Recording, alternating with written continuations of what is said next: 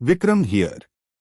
यार एक एक सेकंड सन, आरबीआई ने आज एक बहुत बड़ा फैसला किया है जो तुम्हारे पॉकेट, तुम्हारे लोन और तुम्हारे इन्वेस्टमेंट सब पर सीधा और मतलब इंडिया की इकोनॉमी को लेकर जो दिन भर कंफ्यूजन है उस पर आज क्लैरिटी आ गई है। तो सीधा बात करो, आज क्या हुआ देखते हैं। मतलब क्या हुआ यार? आरबीआई के गवर्नर संजय मल्होत्रा ने आज मॉनेटरी पॉलिसी कमेटी के साथ बैठे और एक डिसीजन लिया जिस अनाउंसमेंट सभी बैंकों और इन्वेस्टर्स का दिन बदल सकता।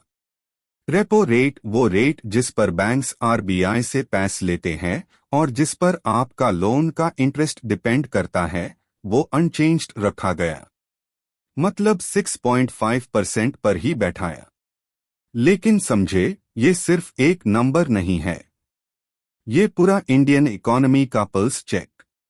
और आरबीआई ने जो ग्रोथ प्रोजेक्शन किया है 6.9% real GDP growth current fiscal year के लिए, वो न्यूमेरो इतना बड़ा नहीं लगता जब तक आप अंडरस्टैंड नहीं करते कि ये सीन क्या है। क्योंकि ग्लोबल मार्केट्स में केओस है, बट इंडिया स्टेबल हाई रह रहा है। ये बात इंपॉर्टेंट है। अब आओ मेन पॉइंट पर। आरबीआई ने मॉनेटरी पॉलिसी कमेटी के थ्रू ये कहा, इंडिया का रियल जीडीपी ग्रोथ चलेगा 6.9% के एट और इन्फ्लेशन कंट्रोल में रहेगी। अब क्रेडिट काम नहीं कर रहा था, बैंक्स डराए ह्यू दी इंटरेस्ट रेट्स रेज करने से, क्योंकि अगर रेज करोगे तो इकोनॉमी स्लो डाउन हो जाएगी और अगर नहीं करोगे तो इन्फ्लेशन हाई रह जाएगी। सीधी बात, आरबीआई ने रेपो रेट अनचेंज्ड रखा, मतलब बैंक्स को सिग्नल दिया, रिलैक्स, एट लीस्ट अभी तो कट का सीन नहीं, बट हाइक भी नहीं। ये बैलेंस्ड अप्रोच। और सुनो, इसका मतलब क्या है? लोन्स एक्सपेंसिव नहीं होंगे, लेकिन सस्ते भी नहीं होंगे। Mortgage, car loan, credit card bills सब सेम रहेंगी। और बिजनेसेस जब देखेंगी कि रेट्स स्टेबल है तो इन्वेस्टमेंट कर सकते हैं कॉन्फिडेंस से। स्ट्रक्चरल इन्फ्लेशन भी देखा आरबीआई ने, इन्फ्लेशन जो रूट लेवल पर है वो कंट्रोल्ड होना जरूरी था। और प्रोजेक्शन 6.9% ग्रोथ, मतलब India globally fastest growing major economy high रहेंगी। यार अब विक्रम का पर्सनल टेक देखो, मीडिया में जो लिख रहे हैं आरबीआई होल्ड्स रेट्स, मतलब सिर्फ नंबर गेम।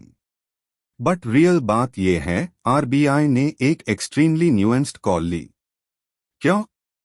क्योंकि ग्लोबल सीन कैसा है, समझे? यूएस में इन्फ्लेशन कंट्रोल के लिए रेट साइकिल एग्रेसिव था, यूरोप में रिसेशन के डर थे और चाइना में स्लोडाउन था।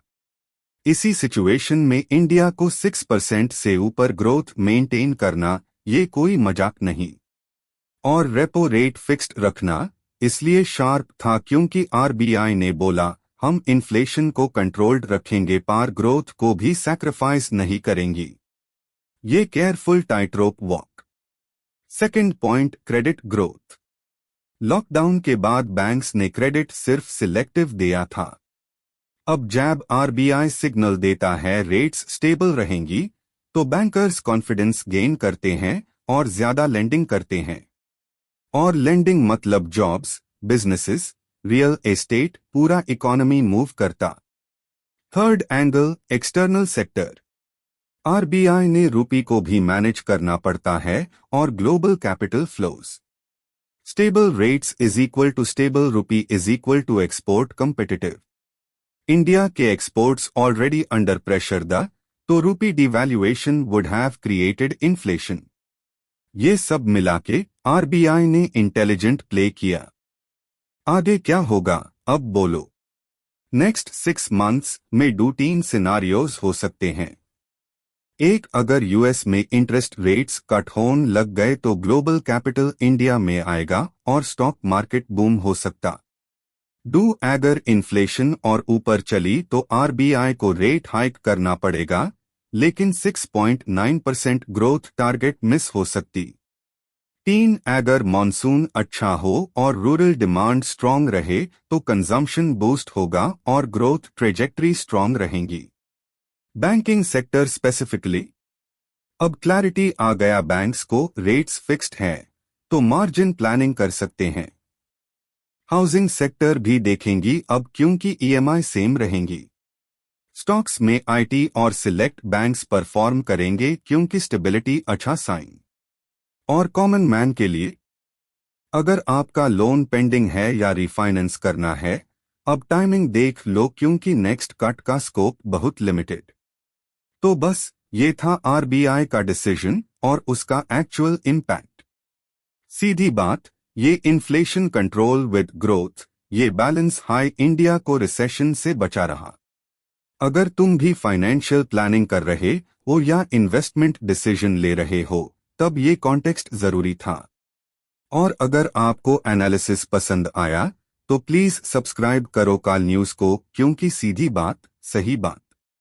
एक बेल आइकन भी क्लिक कर दो क्योंकि अपडेट्स आते रहेंगी। और कमेंट्स में बताओ रूपी डिवैल्यूएशन को लेकर तुम्हारा क्या सोचना। शुक्रिया और एफआईआर मिलते हैं वीडियो।